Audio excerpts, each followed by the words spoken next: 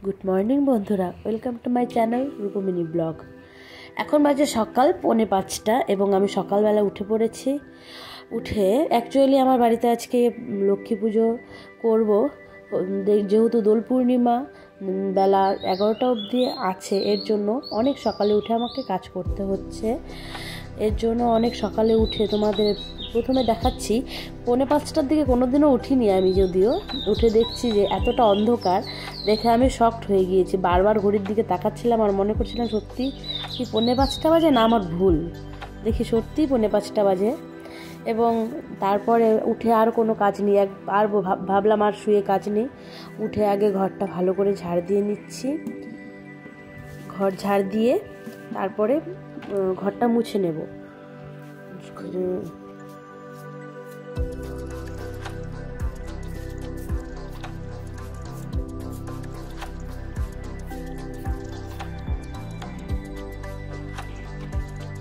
আমি এখানে ভালো করে আগের দিন যদিও আমি ঘরটা মুছে নিয়েছি, তবুও তো বাসি ঘর একবার না মুছলে কি আর ভালো লাগে, মনের যেন তৃপ্তি হয় না।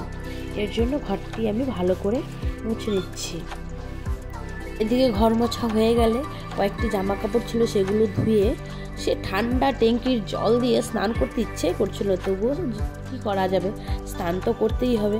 স্নান করে আর কোনো কাজ নেই। আগেই আমি গেলাম ঠাকুর ঘরে, গিয়ে এখানে সব গ্যাস ট্যাস আমি রেডি করে নিয়েছি। তোমাদের সাথে সবটা আমি শেয়ার করতে পারছি না, যেহেতু এত সকালে কেউ উঠে আমাকেই নিজে নিজে ভিডিও করতে হচ্ছে। আর এদিকে আমার অনেক কাজও পড়েছিল, আমার খুব তাড়াতাড়ি পুজোটা শেষ করতে হবে।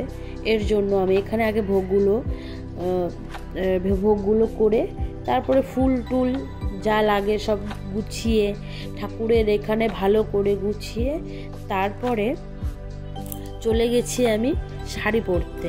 এতক্ষণ তো নাইটি পরে কাজ করেছি, তো পুজোটা তো শাড়ি পরেই করতে হবে। এর জন্য আমি ঘরে চলে গেলাম শাড়িটা পরতে।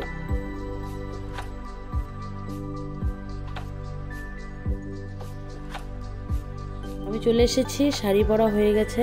তো এখন শ্রী হাতে পায়ের মধ্যে আলতা না দিলে কি আর হয়, এর জন্য পায়ের মধ্যে আমি আলতা পরে নিচ্ছি।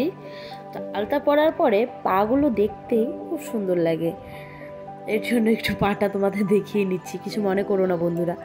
তারপরে আমি পুজোতে বসে গেলাম। তো প্রথমে আমি ঘরটা প্রতিষ্ঠা করব। ঘট প্রতিষ্ঠা করার পরে আমি এখানে পাঁচালিও পড়েছি, কিন্তু তোমাদের সেটা শেয়ার করতে পারিনি। তো সব সময় তো আর পুজো করার সময় তো আর মোবাইলে এইসব কথা মনে থাকে না, তো এর জন্য আর কোনো কিছু করিনি। পাঁচালি পড়া হয়ে গিয়েছে, তো সব ধূপধুনো দেখিয়ে সে ঠাকুর ঘরটা একটু বন্ধ করে বাইরে এসে এই যে আমার বরকে একটু রং লাগাচ্ছি, আবির লাগাচ্ছি। তো ঠাকুরের পায়েও আমি আবির লাগিয়েছি, লাগানোর পরেই আমি আমার বরকে লাগাতে এসেছি। ওকে আবির লাগিয়ে তারপরে আমি সব গুরুজনদের হাত পায়ে প্রণাম করে আবির লাগিয়ে তো তারপরে আমি গিয়েছি মন্দিরে। তো মন্দিরে গিয়ে সবাইকে প্রসাদ বিতরণ করলাম। সবাই আসলো, প্রসাদ বিতরণ করার পরে রাত্রে আবার আমাদের ঘরের মধ্যে একটু কীর্তনের আয়োজন করেছি। তো এই যে সবাই মিলে কীর্তন করছে, দেখতেই ভিডিওটা আর বড় করব না, এখানেই সমাপ্ত দিলাম। এবং তোমরা প্লিজ আমার চ্যানেলটিকে সাবস্ক্রাইব করে দিও, লাইক কমেন্ট শেয়ার করতে ভুলো না। এবং তোমাদের সবাইকে অনেক ভালোবাসা জানাই এবং আমাকেও আশীর্বাদ করো। নমস্কার।